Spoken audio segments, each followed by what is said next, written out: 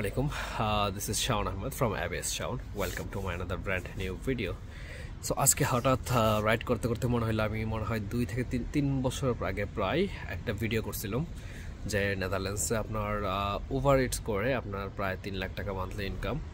তো এখন এটা কী অবস্থা, এটা বাস্তবতা বলি, বা 2025 বা তার পরবর্তী সময়ে আপনার যদি নেদারল্যান্ডসে কেউ আসতে চান তো আপনাদের কি আসলে ওই জিনিসগুলো ফলো করা উচিত, বা আগের মতো সব কিছু আছে নাকি, চেঞ্জ হয়েছে নাকি, কমছে নাকি বাড়ছে, ওইটা নিয়ে জানানোর জন্য বা এজেন্সি আপনাদেরকে কী বলে, সো আপনারা আসলে বাস্তব ধারণাটা পাবেন কিনা। তো প্রথমত ব্যাড নিউজ হলো আমি যে উবার ইটস দিয়ে কাজটা করতাম, উবার ইটসে ইনকাম ভালো ছিল, কিন্তু লাস্ট কয়েক মাস আগে তারা উবার ইটস নেদারল্যান্ডসে আপনার যে সেলফ এমপ্লয়মেন্ট হিসেবে কাজ করা এটা স্টপ করে দিছে। এখন তারা একটা কোম্পানির আন্ডারে লোক নেয়, মানে ঘন্টা হিসেবে পে করে, পার অর্ডার আর পে করে না। সো এক্ষেত্রে স্টুডেন্টদের আর কোনো সুযোগ নেই উবার ইটসে কাজ করার। আগেও সুযোগ ছিল না, কিন্তু আগে আমরা আইডি কার্ডটা কোনোভাবে অনেকে কাবজাব করে, ওটা দালালের মাধ্যমে করা যেত, আইডি বানানো যেত, বাট এখন আর কোনো পসিবিলিটি নাই।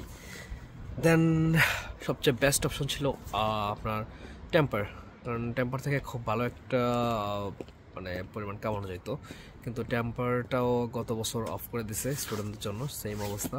সো এখন ওইটাও বন্ধ, ইয়ং ওয়ান্স তাও বন্ধ, লেভেল ওয়ার্কস তাও বন্ধ, সব কিছুই বন্ধ।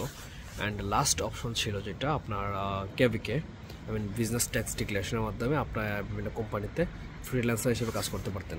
তো তারা আপনার আইডি কার্ডের বদৌলতে আপনার ওই ট্যাক্স নাম্বারের মাধ্যমে আপনাকে পে করতে পারতো আপনার স্যালারি। বাট এখন সরকারের পক্ষ থেকে আপনার এই সিস্টেমটা টোটালি অফ করে দিচ্ছে, যার কারণে আপনার আর কোনো অপশন নাই আপনার হাতে যেটা দিয়ে আপনি এখানে কাজ করতে পারবেন বৈধভাবে বা অবৈধভাবে, কোনোভাবেই না। একমাত্র একটা উপায় আছে, ক্যাশ হ্যান্ডে কাজ করা। বাট ক্যাশ হ্যান্ডে কাজ পাওয়াটা অনেক টাফ, কারণ ভালো কোম্পানি তো আপনাকে অবশ্যই ক্যাশ হ্যান্ডে দিবে না।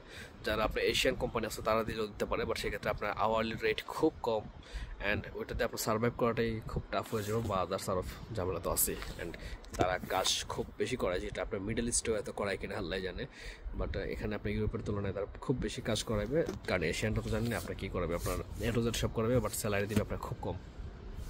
তো এটা একটা ব্যাড সাইড আছে।